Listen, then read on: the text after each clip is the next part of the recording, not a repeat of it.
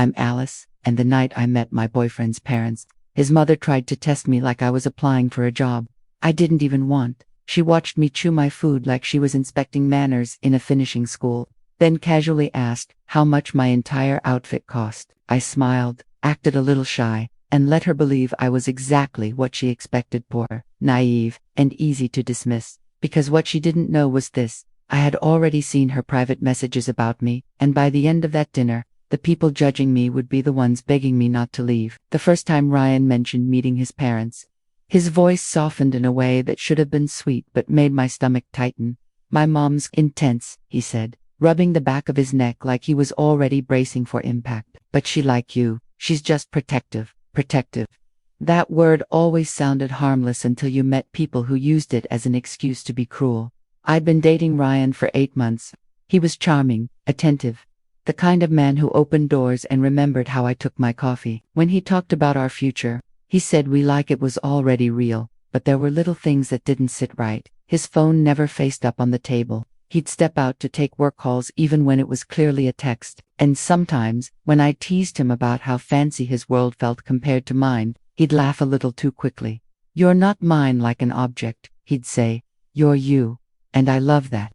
I wanted to believe him, so when he invited me to dinner at his parents' house, an actual estate, an hour outside the city, I said yes, even though my intuition whispered, "Be careful, Alice." I didn't grow up in poverty, but I didn't grow up around marble staircases and houses with names either. My mom was a nurse. My dad ran a small printing business. We had love, stability, and enough.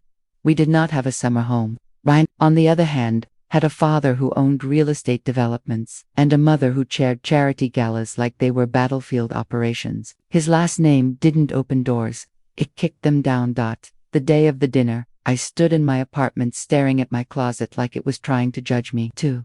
If I dressed too nice, I'd look like I was trying to impress them. If I dressed too casual, I'd look like I didn't belong. In the end, I chose a simple cream sweater and dark jeans. Clean lines, nothing flashy. I pulled my hair into a low bun and wore small gold studs, quiet, polished, neutral.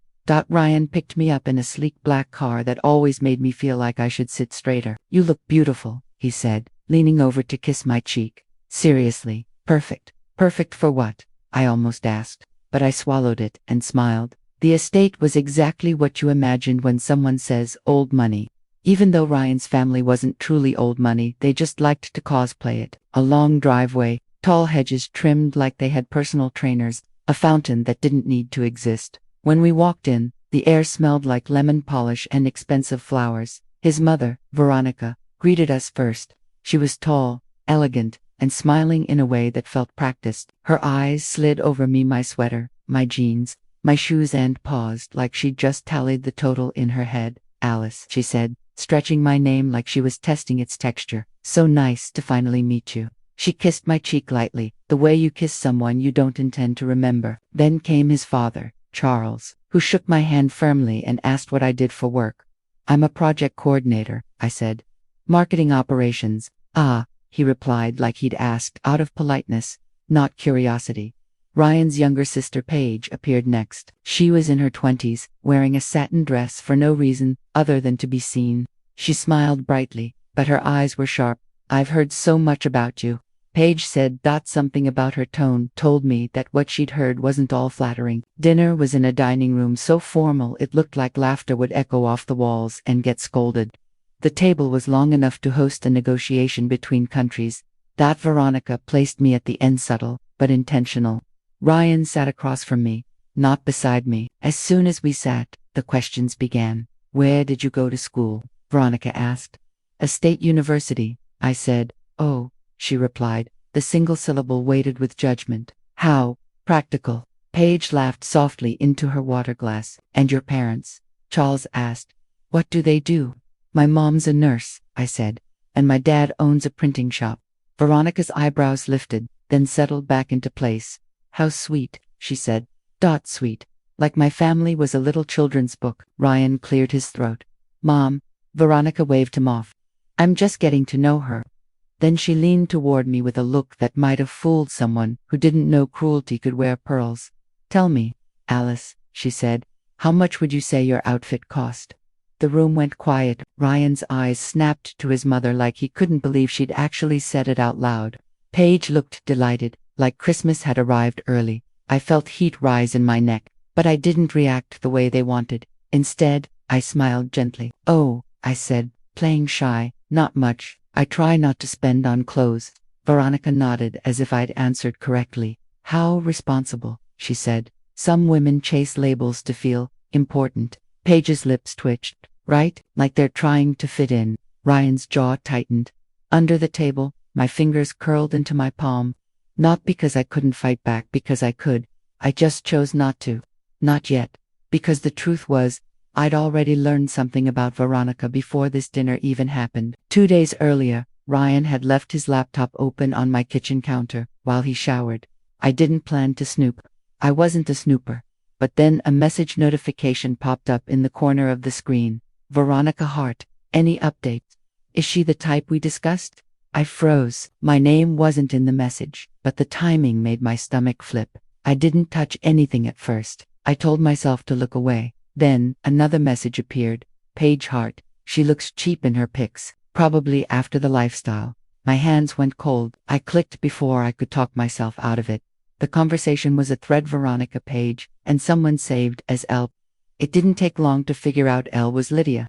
Veronica's best friend and charity board ally, the kind of woman who smiled while stabbing. They were discussing me like I was a suspicious package. "Veronica, Ryan is blind. We need to be sure." "Lydia, arrange a dinner. Test her Paige. I'll watch her."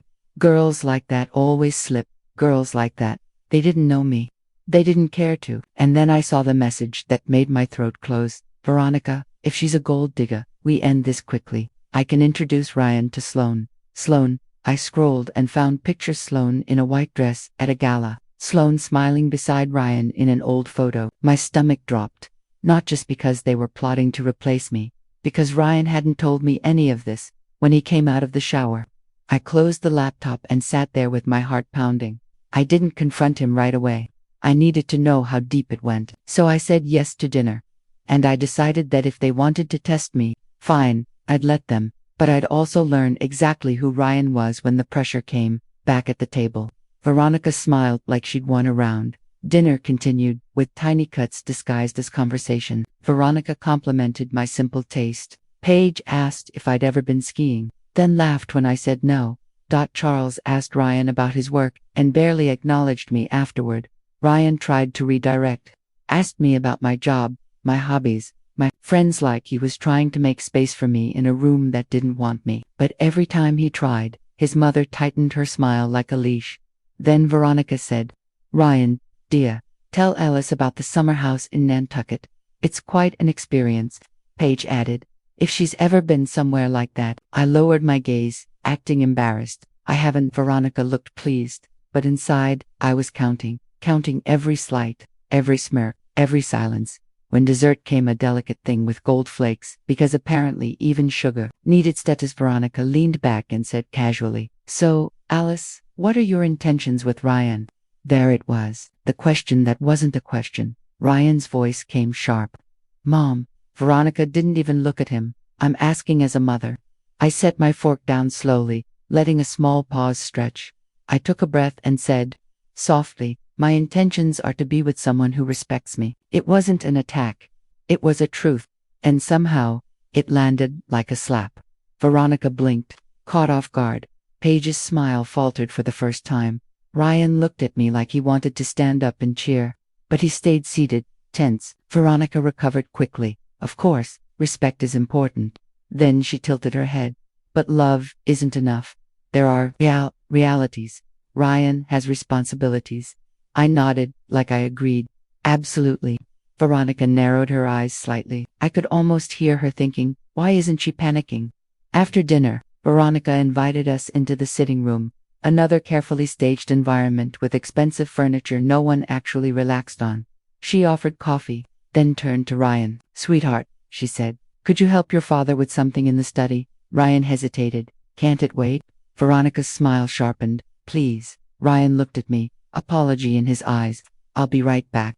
As soon as he left, Paige perched on the arm of a chair like a cat watching a mouse. Veronica sat across from me, crossing her legs slowly. Well, she said, this has been enlightening. I smiled politely. I'm glad. Paige chimed in. So, Alice, do you rent your place? I turned toward her. Yes. Yes. Paige nodded dramatically, like she'd just confirmed the suspicion. Thought so. Veronica sipped her coffee. Ryan has always been generous, sometimes too generous. I kept my expression soft. He is generous. Veronica leaned forward. I'm going to be direct. Ryan has a certain lifestyle, expectations, and women sometimes misunderstand. Paige giggled. Or pretend not to. There it was again, the trap. They wanted me defensive. They wanted me begging. Instead, I tilted my head slightly. What exactly do you think I misunderstand? Veronica paused. Paige's smile faded further. Veronica said, our family values, discretion, class, tradition. Ryan will one day inherit responsibilities. A partner must be suitable. Suitable, I repeated gently. Paige crossed her arms. Not everyone belongs in this world. I looked between them, still calm. I see. Veronica's eyes sharpened. Do you? I reached into my purse. Paige's eyes flicked down like she expected me to pull out a cheap wallet or maybe a crumpled napkin. Instead, I pulled out my phone. I tapped the screen, then set it down on the coffee table between us. Veronica frowned. What is that? It's a recording, I said. Paige's face changed instantly. Recording of what? I smiled, still sweet. Of tonight, the dinner table, the sitting room. Everything. Veronica's posture stiffened. You recorded us. Yes, I said, because 2 days ago, I accidentally saw messages on Ryan's laptop. Veronica's face tightened. Paige's mouth opened, then closed. I continued, calm as glass. You were planning to test me, calling me cheap, talking about ending things quickly, introducing him to someone named Sloane. Veronica's lips pressed into a line. That was private. So was my reputation, I replied. Paige sputtered. I saw notifications, I said, and I protected myself. Veronica's voice turned icy. What do you want? This was the moment they expected. Blackmail. But revenge doesn't always look like taking something. Sometimes it looks like refusing to be small. I want the truth, I said. Does Ryan know you've been trying to replace me? Paige laughed nervously. Of course he doesn't. He'd be furious. Veronica's eyes flicked away for half a second. Confirmation. My chest tightened. That meant Ryan wasn't just failing to defend me. Tonight, he was hiding things from me. I picked up my phone and stood. Then I'm going to ask him.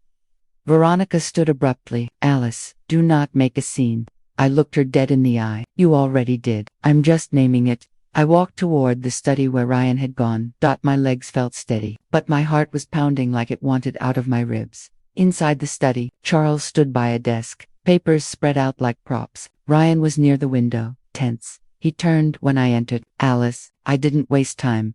Ryan, I said, voice controlled. Did you know your mother and sister were planning to introduce you to Sloane if they decided I was the type? His face went blank. What? He said. Veronica appeared behind me, too fast. Alice, stop. Ryan looked at his mother. What is she talking about? Paige hovered in the doorway, eyes wide. I held my phone up. I saw the messages. Ryan's expression shifted, shock, then anger. Mom, Veronica lifted her chin. We were protecting you. Ryan's voice rose. By trying to set me up with my ex. So Sloane was his ex. My stomach sank, but I kept my face steady. Charles cleared his throat. Veronica. Ryan cut him off. No, don't. I'm tired of this. He looked at me, guilt flickering. Alice, I didn't know about the Sloane part. The Sloane part, I repeated quietly. So you knew about the testing. Ryan hesitated. That hesitation felt like betrayal all on its own. He swallowed. I knew she'd be evaluating. I didn't think it would be this bad. My throat tightened. So you let me walk into this? I said, knowing they'd judged me. Ryan stepped forward. I didn't. I thought I could manage it. I thought if you just met them, if I just endured it. I asked softly. Veronica scoffed. Oh please, she's making herself a victim. I turned to Veronica. You asked me how much my outfit cost. Paige muttered. It was just a question. I looked at Paige. And you called me cheap before you met me. Paige went red. That's Ryan lifted a hand. Enough. His voice cracked through the room, startling even his father. Ryan turned to his mother, eyes blazing. You don't get to treat her like this. Veronica's eyes narrowed. Ryan, don't be dramatic. Ryan laughed, one sharp, humorless sound. You tried to replace my girlfriend with my ex because you think Charles finally said, that is unacceptable. Veronica's head snapped toward him. Oh, now you have an opinion. Charles sighed. Yes, I do. This is embarrassing. Veronica looked at Ryan, then at me, like deciding which of us she hated more. Ryan stepped beside me. Alice, I said, I should have known you. I should have defended you at the table. I stared at him. Why didn't you? His eyes shone. Because I've spent my whole life trying not to set her off, and I forgot that you must not get to me. That honesty was entirely Mrs. Hill. I took a breath. Ryan, I care about you, but I won't be tested like an object. Veronica snapped. If you leave, you prove you were never serious. I turned to her slowly. No. If I leave, I prove I respect myself. Silence. Ryan looked between me and his mother. Then, to my surprise, he reached into his pocket and pulled out his car keys. I'm leaving with her, he said. Veronica's face went pale. Ryan, he shook his head. No, you don't get to control my relationships with threats, Paige whispered. You're choosing her over us. Ryan's voice was steady. I'm choosing basic decency over your cruelty. He turned to me. Alice, please, let me take you home. We can talk. I searched his face. This was the real reveal. Not my money, not a secret inheritance, not a billionaire twist. That the reveal was whether Ryan would finally stand up not just for me, but for himself. I nodded once. Okay. We walked out together. Behind us, Veronica called my name sharp, desperate. Alice. I paused in the doorway but didn't turn around. I hope you understand, she said, voice trembling with rage and fear, that this family has standards. I finally looked back. And I hope you understand, I said quietly, that standards without kindness are just vanity. Then I left Dot in the car. Ryan gripped the wheel so hard his knuckles turned white. I hate that they did that to you, he said. I hate that I let them. I stared out the window at the dark trees rushing past. It wasn't just them, Ryan. He flinched. I know. I didn't yell. I didn't cry. Not yet. I spoke calmly because calm is what you use when you're deciding whether something deserves to stay in your life. You kept your phone down, I said. You step away for calls. You live like you're always managing someone's expectations. Ryan swallowed. My mom has control issues. That's an understatement. He nodded, jaw tight. I'm trying to break away. Trying, I repeated. Ryan's voice cracked. I'm sorry, Alice. I want you. Not a suitable girlfriend. Not Sloane. I turned to him. Then prove it. He blinked. How? I took a slow breath. Set boundaries. Real ones. Not just words. And don't ask me to tolerate disrespect to make your life easier. Ryan nodded quickly. Okay, I will. Over the next week, I watched his actions. He didn't just send a polite text to his mother. He went to their house alone and told them he wouldn't attend family events if they disrespected me again. Paige tried to call me twice. I ignored it. Then Veronica left me a voicemail. Her voice was controlled, but I could hear the bitterness underneath. Alice, she said, Ryan insists you're important to him. If you intend to remain, then perhaps we can start over. She didn't say sorry. Not really, but it was the closest thing to surrender she was capable of. Ryan asked me to come with him to lunch in a public plus neutral zone. I agreed, not because I wanted Veronica's approval, but because I wanted to know I could sit across from her without shrinking. At lunch, Veronica wore her best mask. Alice, she said, I hope there are no hard feelings. I smiled politely. Hard feelings don't help anyone. Paige stared at her salad like it offended her. Ryan sat beside me this time, deliberately. Veronica tried to steer the conversation into polite territory. Real estate, vacation homes. Then she slipped and said, You must admit, Alice, the recording was extreme. I looked at her. So was treating me like a suspect. Veronica's nostrils flared slightly. Ryan squeezed my hand under the table, and that was the moment I realized something important. My revenge wasn't humiliating them. It wasn't exposing them publicly. My revenge was walking into their world, refusing to be intimidated, and leaving with my dignity intact. And with their son choosing his own life for the first time, a month later, Ryan and I moved slowly, carefully. Trust doesn't rebuild overnight, but he kept his word. He stopped hiding his phone. He stopped stepping away. He stopped treating conflict like something to avoid at my expense. And I stopped trying to earn space in rooms that wanted me smaller. One evening, Ryan asked me quietly, Do you ever regret not using that recording to destroy them? I looked at him, then smiled. No, I said, because they expected me to fight dirty. I leaned closer, and I didn't need to. I just needed to show them I wasn't afraid. Ryan exhaled like he'd been holding his breath for years, and in that moment, I realized sometimes the biggest shock isn't that you had a secret fortune. Sometimes, the biggest shock is that you know your worth and you refuse to negotiate it. If you've ever been judged for where you come from, what you wear, or how much you have, I want you to remember this. Your value is not up for debate. If this story hit home, tap like, subscribe, for debate. If this story hit home, tap like, subscribe,